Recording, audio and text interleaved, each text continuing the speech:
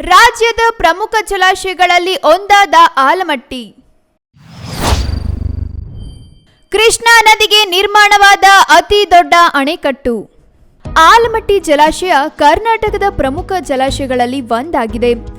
ಇದು ಕೃಷ್ಣಾ ನದಿಯ ಮೇಲೆ ನಿರ್ಮಾಣವಾದ ಅತಿ ದೊಡ್ಡ ಜಲಾಶಯಗಳಲ್ಲಿ ಒಂದಾಗಿದೆ. ಇದು ಕರ್ನಾಟಕದ ಹಳೆ ಬಿಜಾಪುರ ಅಂದ್ರೆ ಇಂದಿನ ವಿಜಯಪುರ ಜಿಲ್ಲೆಯ ಕೃಷ್ಣಾ ನದಿಗೆ ನಿರ್ಮಾಣವಾಗಿದ್ದು, ಜಲಾಶಯದ ಎತ್ತರ 52.25 ಮೀಟರ್ ಆಗಿದ್ದು, ಸಮುದ್ರ ಮಟ್ಟದಿಂದ ಜಲಮಟ್ಟದ ಗರಿಷ್ಠ ಎತ್ತರ 519.6 ಮೀಟರ್ ಆಗಿದೆ. ಜಲಾಶಯದ ಉದ್ದ ಸುಮಾರು 1564 ಮೀಟರ್ ಆಗಿದ್ದು, ಒಟ್ಟು ಸಂಗ್ರಹಣಾ ಸಾಮರ್ಥ್ಯ ಸುಮಾರು 123.08 TMC ಆಗಿದೆ. ಇದನ್ನ ಲಾಲ್ ಬಹದ್ದೂರ್ ಶಾಸ್ತ್ರಿ ಜಲಾಶಯ ಅಂತಲೂ ಸಹ ಕರೆಯಲಾಗುತ್ತೆ.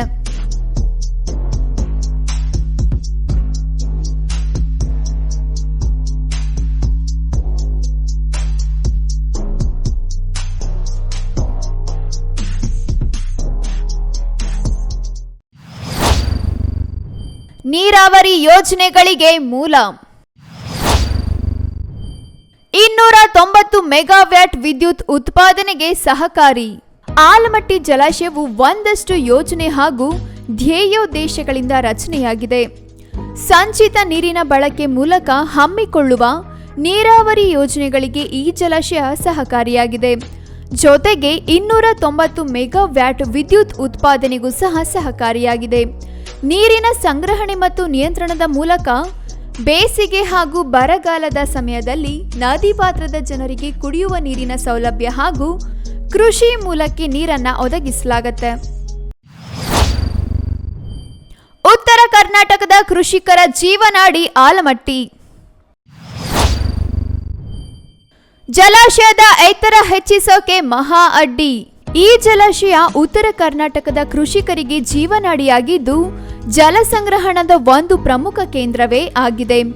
ರಾಯಚೂರು, ಗದಗ, ಬಾಗಲಕೋಟೆ ಹಾಗೆ ವಿಜಯಪುರ ಜಿಲ್ಲೆಗಳಿಗೆ ನೀರಾವರಿಯ ಪ್ರಮುಖ ಮೂಲವಾಗಿದ್ದು, ಭಾರತದ ಪ್ರಮುಖ ಮೆಗಾ ಜಲ ಯೋಜನೆಗಳಲ್ಲಿ ಒಂದಾಗಿದೆ.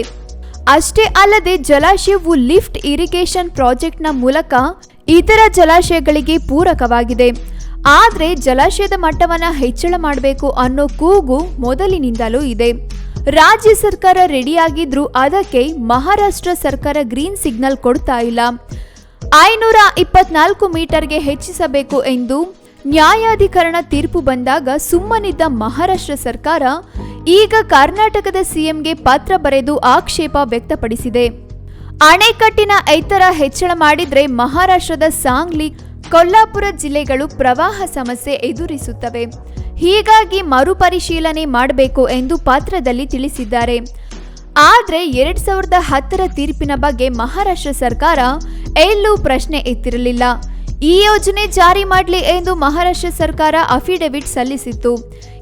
ಈಗ ಇದ್ದಕ್ಕಿದ್ದಂತೆ ತಗಾದೆ ತೆಗೆದಿರೋದು ರಾಜಕೀಯ ಹುನ್ನಾರವೂ ಇರಬಹುದು. ಪ್ರವಾಸೋದ್ಯಮಕ್ಕೆ ಸುಂದರ ತಾಣ. ಪರಿಸರ ಸಂರಕ್ಷಣೆ ಹಾಗೂ ಪ್ರವಾಸೋದ್ಯಮಕ್ಕೆ ಪ್ರೋತ್ಸಾಹ. ಆಲಮಟ್ಟಿ ಜಲಾಶಯವು ಇತ್ತೀಚಿನ ಅಭಿವೃದ್ಧಿ ಹಂತಗಳ ಮೂಲಕ ಉತ್ತಮ ಪ್ರವಾಸಿ ತಾಣವಾಗಿದೆ. ಪಾರ್ಕ್ ಹಾಗೂ ಪ್ರವಾಸೋದ್ಯಾನ ನಿರ್ಮಾಣದ ಹಂತದಲ್ಲಿ ಜಲಾಶಯದ ಸುತ್ತ ಲಲಿತ ಕಲಾ ತೋಟ, ಗೋಲ್ ಗುಂಬಾಜ್ ಪಾರ್ಕ್ ಹಾಗೆ ಅಣೆಕಟ್ಟಿನ ಗಾರ್ಡನ್ಗಳನ್ನು ನಿರ್ಮಿಸಲಾಗಿದೆ. ಪರಿಸರ ಸಂರಕ್ಷಣೆ ಹಂತದಲ್ಲಿ ಪರಿಸರ ಸ್ನೇಹಿ ಯೋಜನೆಗಳ ಅಳವಡಿಕೆ, ಮರಗಳ ನಾಟಿ ಹಾಗೂ ಪರಿಸರ ಮಾಲಿನ್ಯ ನಿಯಂತ್ರಣದ ಕೆಲಸಗಳನ್ನು ಕೈಗೊಳ್ಳಲಾಗಿದೆ. ಜೊತೆಗೆ ಪ್ರವಾಸೋದ್ಯಮಕ್ಕೆ ಪ್ರೋತ್ಸಾಹಿಸುವ ನಿಟ್ಟಿನಲ್ಲಿ ನೋಟಿಕಲ್ ಕ್ಲಬ್, ಬೋಟಿಂಗ್ ವ್ಯವಸ್ಥೆಗಳನ್ನು ಕಲ್ಪಿಸಲಾಗಿದೆ.